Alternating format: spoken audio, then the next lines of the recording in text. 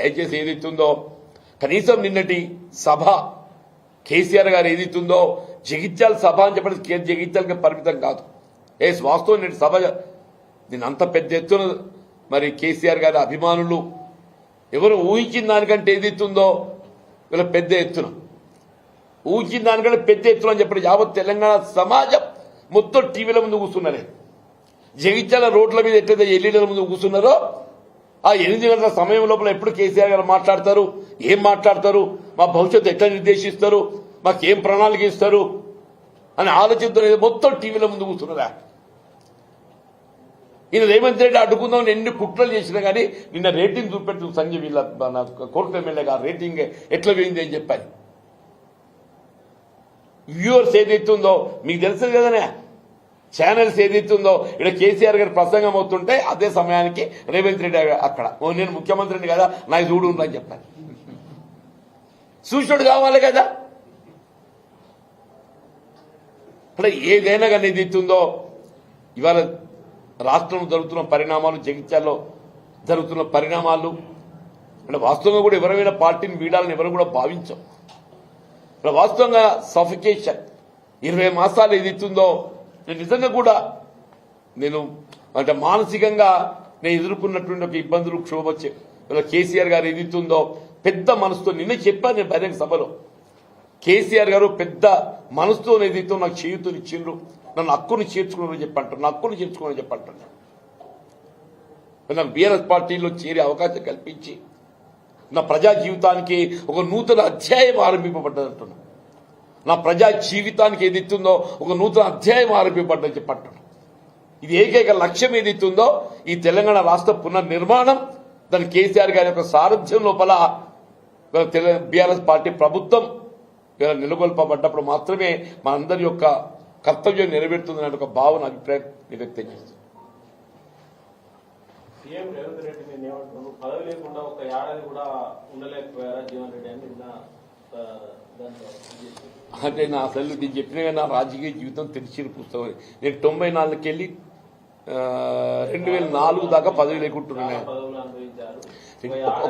ఒక్క నిమిషం, 94కి వెళ్ళి 2004 దాకా పదవి లేకుంటున్నా.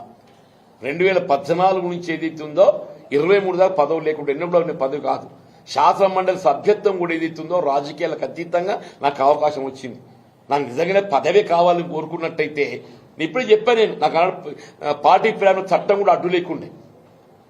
2019లో నీ ఏకైక శాసన మండలి సభ్యుని కాబట్టి నాకు పదవి లేకుండా కూడా పార్టీ ప్రయాణ చట్టం నాకు అడ్డు లేకుండే. వీళ్ళ పదవి కాదు, వాళ్ళకి పదవి వస్తలేదు. ఇక్కడ కేసీఆర్ గారు ఏదైతుందో నాకు పోరాట లక్ష్యం అని చెప్పడం, వీళ్ళ ప్రజాక్షేత్రం లోపల ఏదైతుందో ప్రజల పక్షాన్ని నిలబడి పోరాటం చేసేటువంటి ఒక బాధ్యత చెప్పంటున్నా. ఇది పదవి కాదు. అందరం కూడా మీరు 2 ఏళ్ళు రోడ్ల మీదనే ఉండాలి. పదవుల కోసం వెంపర్లాడేది రేవంత్ రెడ్డి. ఆయన ఎవరు వేం నరేందర్ రెడ్డి ఏం సేవ చేసిందే కాంగ్రెస్ పార్టీకి? వేం నరేందర్ రెడ్డి అనే అతడు ఏదైతుందో కాంగ్రెస్ పార్టీకి ఏం సేవ చేసిందని చెప్పంటు నేను. ఇవాళ రేవంత్ రెడ్డి గారికి ఒక వ్యక్తిగత సహాయకుడు, ఆ చిన్నారెడ్డి గారికి ఇచ్చేది ఉంటే నేను అడగలే రాజ్యసభ. మీకు తెలుసో తెలియదు నాయన, నేను ప్రభుత్వం ఏర్పడ్డ నాడు కూడా నాకు మంత్రి పదవి కావాలని చెప్పి నేను ఢిల్లీ పోలే. రాష్ట్రంలో కాంగ్రెస్ ప్రభుత్వం ఏర్పడ్డ నాడు కూడా ఎవరైనా మంత్రి పదవి కావాలని చెప్పారంటే కాంగ్రెస్ పార్టీ అధిష్టానం ఢిల్లీలో ఉంటుంది కదా, నేను పోలే ఢిల్లీకి. పిసిసి అధ్యక్ష పదవి కొరకు కూడా నేను ఢిల్లీ పోలే. పిసిసి అధ్యక్ష పదవి నా పేరు ప్రకటింపబడి ఇదే పెట్టుబడిదారుల కుట్రతో ఎప్పుడైతే అది నిలిపివేయబడడం జరిగిందో నేను మళ్ళీ ప్రయత్నంలో భాగంగా నాకు కావాలని చెప్పి నేను ఢిల్లీ పోలే. వీళ్ళ అవకాశాలు ఏదైతుందో సమర్థతతో వస్తాయని అనుకోండి, నేను అవకాశాలు సమర్థతతో వస్తాయని అనుకున్నా.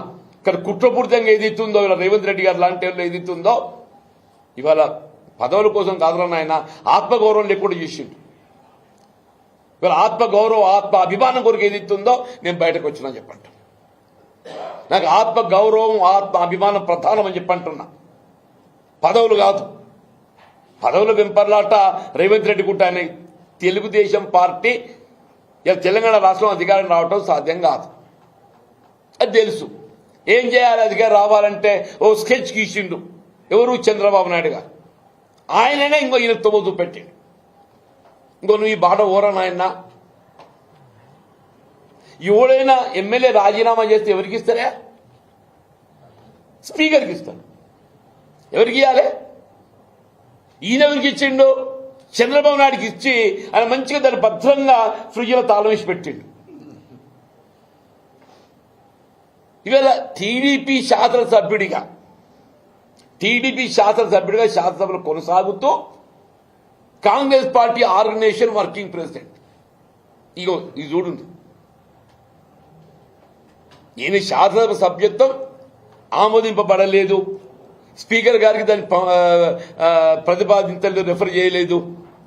కాంగ్రెస్ పార్టీ అధిష్టానం ఏదైతే ఉందో, టీడీపీ సభ్యునికి ఏదైతే ఉందో కాంగ్రెస్ పార్టీ కార్యనిర్వాహక అధ్యక్షుడు వర్కింగ్ ప్రెసిడెంట్ ఇచ్చింది. ఇదంతా చంద్రబాబు నాయుడు గారి ఒక స్కీమ్. నా పార్టీ పేరు చెప్పుకొని నువ్వు నీకు గుర్తింపు లభించదురా నాయన. ప్రజల గుర్తింపు లభించాలని ఏమైనా ఉంటే కాంగ్రెస్ పార్టీకి ఉంటుంది. కేసీఆర్ గారు ఉద్యమ నాయకుడు, ఏదైనా ఉద్యమ ప్రదాత ఇచ్చిందని చెప్పి అనుకుంటే గుర్తిస్తే సోనియా గాంధీ గుర్తిస్తారు. నువ్వు ఇక్కడికి కాదు అక్కడ పోరా అని చెప్పని స్కెచ్ గీసి అదే స్కెచ్ నడుస్తుంది. పదవుల వెంపర్లాట నాకు కాదు, రేవంత్ రెడ్డికి.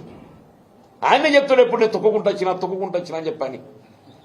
నేను ఎవరిని దొక్కలే, నాకు తెలిసిన పుస్తకం అని చెప్పి అంటున్నాను.